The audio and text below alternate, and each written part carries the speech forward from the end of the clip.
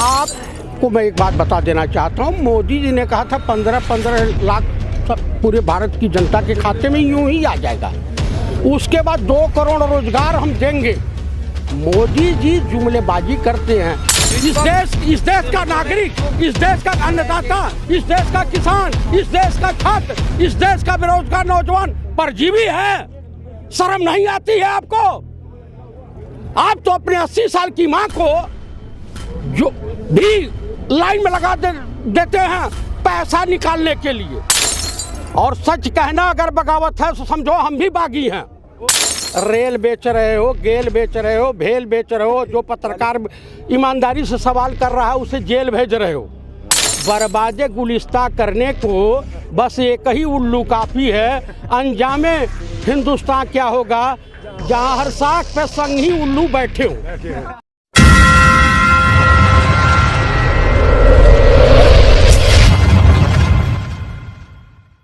नमस्कार, मैं पूर्वा, आप देख रहे हैं दी पॉलिटिकल वॉर। आज हमारे साथ गोरखपुर से जयप्रकाश जी हैं। आइए उनसे किसान आंदोलन के मुद्दे पर थोड़ी सी चर्चा करते हैं। सर, आप कितने दिन से यहाँ किसान आंदोलन में आए हुए हैं? मैं शुरुआती दौर से जी, शुरू से ही, चाहे सिद्धू बॉर्डर हो, टिकरी बॉर्डर हो या गाजीपुर बॉर्डर हो, हम लोगों का योगदान हर जगह पूर्ण रूपेण रहता है। मैं वैसे बाई कास्ट ब्राह्मण हूँ और ये संघी मानसिकता वाली जो सरकार है जिसने इस देश को प्रथम आतंकवादी दिया था वो था नाथूराम गोडसे, जिसने खतना करा करके इस देश में आतंकवाद की शुरुआत की थी। और इस देश के महान संत योगी और स्वतंत्रता आंदोलन का पुरोधा जिसे आज के डेट में महात्मा गांधी कहा जाता है, उनकी हत्या कर दी थी एक बुजुर्ग आदमी की। पंडित नेहरू को इस देश का आधुनिक भारत का निर्माता कहा जाता है। तो आपको ये सोचना होगा कि इस देश की इकोनॉमी, इस देश की नीति किस आधार पर चलने वाली है, इस देश का विकास हम कैसे कर सकते हैं। मुझे पंडित नेहरू की थ्योरी के अनुसार इस देश को विकास के रास्ते पे ले जाना चाहते हैं। ले जाने में ही कामयाबी मिल सकती है। माननीय मोदी जी की सरकार ओनली फॉर बिजनेस की बात करती है। बिजनेस यानी राहुल जी ने जो कहा था कि ये नारा किसी समय लगता था हम दो हमारे दो जनसंख्या नियंत्रण के लिए, लेकिन इस वक्त ये नारा हम दो हमारे दो का मतलब है 2 गुजराती बेच रहे हैं और 2 ही गुजराती खरीद रहे हैं। देखिए, अगर जिस तरीके से इन्होंने BSNL को बर्बाद करने के लिए जियो और रिलायंस को बढ़ावा दिया, इस सरकार ने BSNL खत्म हो गई। तो आप इस देश में FCI को, जो लोकल मार्केट है, इस अपार संभावनाएं हैं कि किसानों की फसल खरीदेगा, लेकिन आप FCI और लोकल मार्केट को ही ख़त्म करने के फिराक में हो। और आप जो है इस देश को कहाँ ले जाना चाहते हो? दुनिया का सबसे बड़ा मुल्क, सबसे ताकतवर मुल्क जर्मनी था। सेना के मामले में दुनिया का सबसे तगड़ा मुल्क फ्रांस है। कोविड के दौरान वहाँ पे भूखमरी जर्मनी में हो गई थी। आज धीरे धीरे उस वहाँ की गवर्नमेंट सचेती और किसानों को बताइए ना, यहाँ का बताओ यार। मैं आपको वही आ रहा हूँ काले कानून पर। अरे वही आ रहा हूँ भाई। पूरे विश्व का हमको जो है आंकड़े दे करके ही बात करने दीजिए। तो इस देश के कृषि विभाग को, इनको अपार संभावनाएं एग्रीकल्चर में दिखाई दे रही हैं। 40,000 करोड़ का बिजनेस दिखाई दे रहा है इनको। लेकिन मोदी जी तो लगातार कह रहे हैं कि मंडियां खत्म नहीं होंगी, MSP रहेगी, फिर भी आप ऐसे कह रहे हैं। आप इसका कारण क्या है? आपको मैं एक बात बता देना चाहता हूँ, मोदी जी ने कहा था 15-15 लाख पूरे भारत की जनता के खाते में यूं ही आ जाएगा। उसके बाद 2 करोड़ रोजगार हम देंगे, वो भी आ गया। आपको मिला 15 लाख रोजगार मिला। अरे भाई साहब, बेरोजगारी को बढ़ावा दिया है। मोदी जी जुमलेबाजी करते हैं। क्या कारण है कि कोविड के दौरान इस देश की जनता ने आपका समर्थन करते हुए, आपकी बात पे विश्वास करते हुए ताली बजाई, थाली बजाई, मोमबत्ती जलाई, लाइट जलाया? और क्या कारण है कि आज आपके पार्टी, आपके थिंकिंग के ऊपर, आपकी सोच के ऊपर इस देश की जनता, इस देश का अन्नदाता किसान भाई आपके ऊपर विश्वास नहीं कर रहे हैं? दरअसल क्या है कि आरएसएस की पाठशाला में जो पढ़ाया जाता है, हिंदू मुसलमान, भारत पाकिस्तान, मंदिर मस्जिद बांटने का काम कर रहे हैं। ये जो है बेट वोट नहीं मिलता तो दंगा करवाते, कहीं ना कहीं मरवा दे। देखो, इस देश का अन्नदाता, अब इस बार इनका जो मुकाबला हुआ है गैर बिरादरी से हुआ है।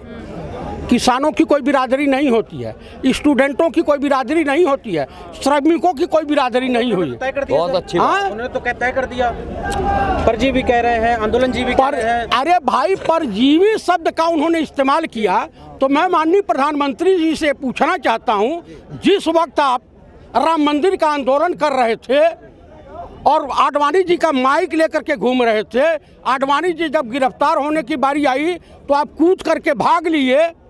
इमरजेंसी के दौरान गुरुद्वारे में शरण लेके सरदार बने, भेष बदलने में माहिर हैं, झूठ बोलने में माहिर हैं, जुमलेबाजी करने में माहिर हैं, और नीता अंबानी के चक्कर में इस देश को बर्बाद करने में माहिर हैं। ये व्यक्ति परजीवी का मतलब ये होता है गंदी बैक्टीरिया। इस देश का नागरिक, इस देश का अन्नदाता, इस देश का किसान, इस देश का छात्र, इस देश का बेरोजगार नौजवान परजीवी है। शर्म नहीं आती है आपको? आप तो अपने 80 साल की मां को जो भी लाइन में लगा देते हैं पैसा निकालने के लिए। आपको फोटोशूट, कंगना रणावत, आपको हेमा मालिनी, स्मृति ईरानी, अब नीता अंबानी मुबारक हो, लेकिन हमारे देश को ऐसा जाहिल, विजनलेस प्रधानमंत्री नहीं चाहिए। ये देश जो है बड़ी कुर्बानियों के बाद आजाद हुआ है। ये देश दुनिया में, और वो तो कहते हैं उनके पास विजन है, डिजिटल इंडिया बना रहे हैं, अलग तरीके से ले जा रहे हैं देश को, किसानों को मजबूत कर रहे हैं। इनके जो आका थे पंडित अटल बिहारी वाजपेयी, वो भी विजन लेकर के चले थे तो कारगिल हुआ था। कारगिल, ये सब इतने माहिर हैं कि खुद भाई पार्लियामेंट पे हमला करवा लेंगे। ये इतना जालिम व्यक्ति है कि इसने भारत का एक टुकड़ा 370 हटाने के पीछे की साजिश को आप ध्यान से देखिए। इसने जो है गलवान घाटी और पेंगांग झील चाइना के हाथों बेच दी। कोई सबूत है आपके पास? एकदम। ये बताइए, हर एक सबूत देंगे। मैं आपको बता रहा हूं कि आप हमको एक चीज बता दीजिए, जब सर्वदलीय बैठक हुई, बातचीत हुई, उसके बाद इसी देश का माननीय प्रधानमंत्री नरेंद्र दामोदर दास मोदी मीडिया के सामने आकर के कहते हैं कि भाई हमारे देश में कोई घुसपैठ नहीं हुई है। जब घुसपैठ हुई ही नहीं तो एक कमांडिंग ऑफिसर और 20 जवान चाइना में पिकनिक मनाने गए थे जो मार दिए गए। बिहार रेजिमेंट के लाशों की राजनीति करने वाला ये जालिम व्यक्ति पुलवामा करवाया है। पुलवामा इन्हीं की देन है। नहीं कराया। एनआईए को आज किसानों के पीछे लगा रखे हैं। तो भैया मैं भी आपको आखिरी वचन सुनाता हूं, याचना नहीं अब रण होगा, जीवन नहीं मरण होगा, संघर्ष बड़ा भीषण होगा, हनशेष नाक का डोलेगा, विकराल काल मुंह खोलेगा। मोदी जी, ये देश है, किसी गांव में आपका कार्यकर्ता अगर घुस जाएगा तो यही किसान, यही नौजवान, यही छात्र आपको किस रूप में पेश आएंगे। इसी में इन्हीं नौजवानों की बीच से कोई सरदार भगत सिंह बनेगा, कोई चंद्रशेखर आजाद बनेगा, कोई पंडित राम प्रसाद बिस्मिल बनेगा, कोई अशफाक उल्ला खां बनेगा, बहुत बढ़िया, कोई राजगुरु बनेगा। मैं आपको बता रहा हूं किसानों से टकरा करके एकदम किसानों से नहीं टकरा रहे हैं, हिमालय पर्वत से आप टकरा रहे हैं। बहुत बढ़िया। चूर चूर हो जाएंगे। आप कहते हैं कि चूर चूर हो जाएंगे, लेकिन उन्हें लगातार समर्थन मिलता जा रहा है। कहाँ से समर्थन मिल रहा पंजाब में भी सरकार बनाएंगे। अरे पंजाब बंगाल असम में हम किसान पहुंचने वाले। ये बताइए, पंजाब में इनको मिला, मिजोरम में मिला समर्थन, हरियाणा में भी मिलने वाला है, आपका आसाम में भी मिलने वाला है, बंगाल में भी मिलेगा। इनकी दुकानदारी साफ हो चुकी है। हाँ, भगत सिंह ने एक नारा दिया था, सरफरोशी की तमन्ना अब हमारे दिल में है, देखना है जोर कितना बाजुए कातिल में है। वाह वाह। आपको बता दूं कि अब हिंदू मुसलमान मंदिर मस्जिद से काम नहीं चलेगा। काहे नहीं लाल पीली आंख चाइना को दिखाते हैं। चाइना को बड़ा कोविड के दौरान राशन सप्लाई किया था, गेहूं यहाँ से भेजा था, चावल भेजा था, वो अपने बाप के घर से भेजे थे। कहाँ से भेजे थे? इन्हीं किसानों की देन है। घर से। इस देश में हरित क्रांति कौन लाया? स्वर्गीय श्रीमती इंदिरा गांधी। इस देश में जो डिजिटल इंडिया, संचार क्रांति के जनक कहे जाते हैं स्वर्गीय राजीव गांधी। इस देश की अर्थव्यवस्था का जनक किसे कहा जाता है? पंडित नरसिम्हा राव। और इस देश को मजबूती किसने प्रदान किया? सरदारों के सरदार, विश्व के महान अर्थशास्त्री सरदार डॉक्टर मनमोहन सिंह जी। और आपके कहते हैं गांधी परिवार ने तो पूरा देश ही खत्म कर दिया। हाँ, इन्होंने एक शब्द और कहा था, मैं आपको बता दूं, एक शब्द और इन्होंने कहा था पूरे देश से, मैंने घर छोड़ा है। मैं पूछना चाहता हूं, आप राजा के लड़के थे, गौतम बुद्धा थे, उसके बाद मैं पूछना चाहता हूं, आप नेताजी सुभाष चंद्र बोस थे जो ICS की डिग्री प्राप्त की और छोड़ के चले गए हाई स्कूल की डिग्री, बमुश्किल मिली। ये व्यक्ति 6 महीने का जेल काटा हुआ व्यक्ति सजायाफ्ता है, ना हो तो रिकॉर्ड गूगल से ढूंढ लीजिए, पाकिटमारी में जेल गए थे। हाँ सही है भाई, सही है। हमारे जेबों में डाका डाल रहा है। और आप बताइए, ये डकैती नहीं है तो और क्या? देश के प्रधानमंत्री को ऐसा कहना शोभा देता है क्या? अच्छा ही भैया, पंडित नेहरू को कोई कुछ नहीं कहता, यही लोग गरियाते हैं। RSS वाले शास्त्री जी को यही लोग बोलते हैं। स्वर्गीय श्रीमती इंदिरा गांधी को क्या क्या शब्दों से नहीं नवाजा गया। राजीव गांधी को बोफोर्स का दलाल बताया गया। ईनामदाताओं को ये परजीवी कह रहे हैं, गंदी बैक्टीरिया कह रहे हैं, आतंकवादी, नक्सली, खालिस्तानी, दुका तो बता रहे हैं, यही लोग दे रहे हैं ना। भैया, मैं किसानों से हाथ जोड़ करके अनुरोध करता हूं कि ये जहां संघी और बीजेपी वाले मिलें तो इनका स्वागत कैसे करें ये आप लोगों के ऊपर निर्भर है। अगर राम मंदिर पर चंदा मांगने आते हैं तो 1 रुपया नहीं देना है, उल्टे इनका कच्चा बनियान उतरवा लेना है। चंदा नहीं है, धंधा है इनका। राम मंदिर के चंदे से दिक्कत क्या है? राम मंदिर के चंदे से दिक्कत, इनका ये धंधा है। वो राम मंदिर का निर्माण नहीं करेंगे, ये करेंगे विश्व हिंदू परिषद। 14,000 करोड़ का हिसाब काहे नहीं देते? ये लोग घोटाला कर गए हैं। कौन से घोटाले की बात कर रहे हैं? अरे भाई, बताइए। 14,000 करोड़, इससे पहले पूरे हिंदुस्तान में ये घूम घूम करके चंदा इकट्ठा किया। वो कहाँ गया पैसा? IT फंड में जमा करते हैं। 3,000 करोड़ की सरदार पटेल की मूर्ति बना सकते हैं, राम मंदिर का निर्माण नहीं करवा सकते हैं। यही संघी जो हैं 1993 में जब नरसिम्हा राव जी फिर दूसरों में पेड़ खड़े थे, सब बेच दिए। देखिए हनुमान जी भी आ गए हैं। फिर दूसरों में पेड़ खड़े थे, सब बेच दिए। ये तो देवताओं में भी भेद पैदा करते हैं। हमारे वहाँ का है अनपढ़ जाहिल मुख्यमंत्री उत्तर प्रदेश का योगी आदित्यनाथ, योगी है या नहीं है वो भी कंफ्यूजन है। कहा हनुमान जी ये दलित थे, कहीं आदिवासी बता देते हैं, उसके बाद शंकर भगवान को बता देंगे तो मुस्लिम थे, विष्णु को कुछ और बता देंगे। ये स्वयंभू कमांडर है, क्या बोल रहे हैं इनको ही नहीं पता।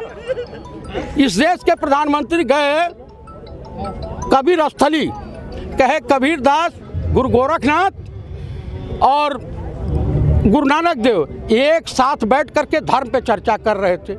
हमने कहा करीब बाप रे बाप, इतना बड़ा झूठा जाहिल प्रधानमंत्री तो इस देश में पहली बार देखने को मिला पूरे विश्व में। कब गुरु नानक पैदा हुए? गुरु नानक देव, कबीर दास और गुरु गोरखनाथ में कम से कम 100-150 साल का अंतर है। 400-500। आप बताइए, इतना बड़ा मनो फेंकने वाला, फेंकू इसीलिए तो नाम रखा गया। बताइए, आप गूगल पर ढूंढिए तो उनको फेंक हुआ बताएंगे। इस देश का किसान 5 साल, जिंदा कौमें 5 साल तक इंतजार नहीं करती हैं ना। जान लीजिए, किसान जाग गया, किसान जाग गया है। जो हिंदू बने थे 2014 में, और हिंदुज़म का भूत उतर गया। आपको हिंदुज़म का भूत उतर गया। वही नतीजा है कि जो सब लोग रोड पे पड़े हुए हैं। छात्र कहीं आंदोलित है, श्रमिक कहीं आंदोलित है, कहीं दलित कूदा हुआ है, किसान तो खुद रोड पे आ गया है। कहते हैं कि लोकतंत्र में आंदोलन होते रहते हैं। लोकतंत्र में हाँ, इमरजेंसी की याद तो उनको धरा दीजिएगा। एक महात्मा जी और आते हैं, इमरजेंसी में जेल गए थे, उन्हीं के सहपाठी हैं, मोदी जी के सहपाठी हैं, गुजरात के हैं, आते हैं भगवा वस्त्र में।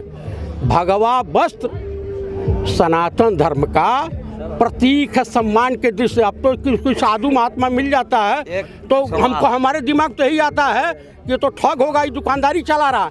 जितने मठ बना करके हैं, पहले इन मठों को समाप्त किया जाए। समझ रहे हैं? इन मठों पे कब्जा करने की जरूरत है। और बंगाल या कहीं का चुनाव होता हो, इन किसान भाइयों को वहां भी जाना चाहिए। मठ नहीं है तो आ रहे हैं। इनको हैमरिंग उस जगह करो।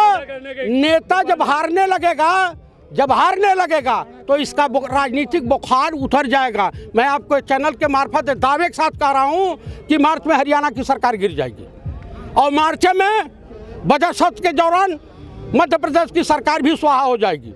मैं आपको बता रहा हूँ, जय श्री राम। किस आधार पे कह रहे हैं आप ये सब? मैं आपको बता रहा हूँ, आधार मत पूछिए। आपको राहुल गांधी ने भविष्यवाणी की थी, पार्लियामेंट में अपने अनुभव के अनुसार बताए थे कि बहुत बड़ी आर्थिक सुनामी आने वाली। आ गई कोरोना काल आया।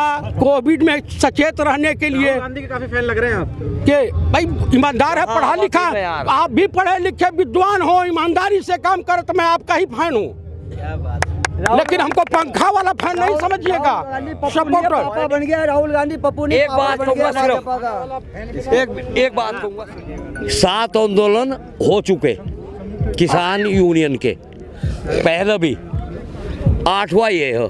7 तो सक्सेस हुए हैं और 8वां भी सक्सेस होगा।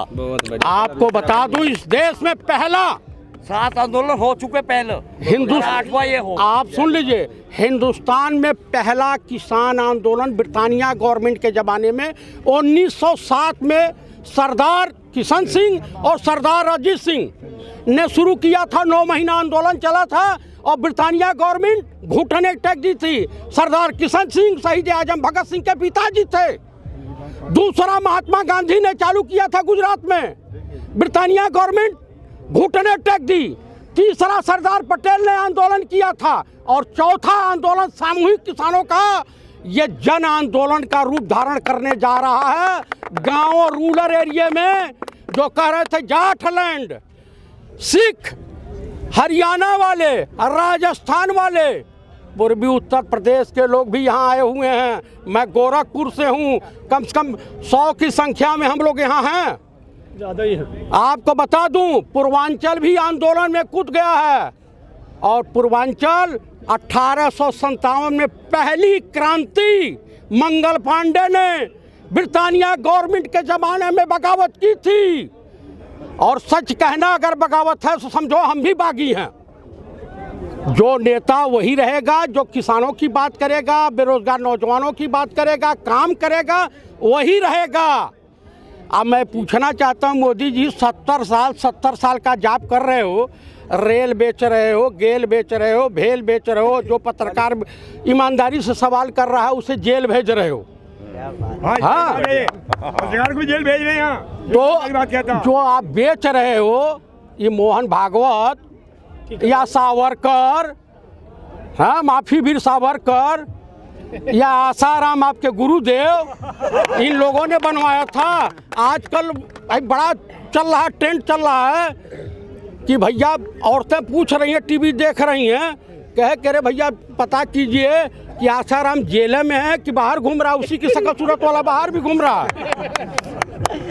तो भैया ये जान लीजिए कि इनका कल्याण हो गया। बर्बादे गुलिस्ता करने को बस एक ही उल्लू काफ़ी है। अंजामे हिंदुस्तान क्या होगा जहाँ हर साख पे संग ही उल्लू बैठे हों।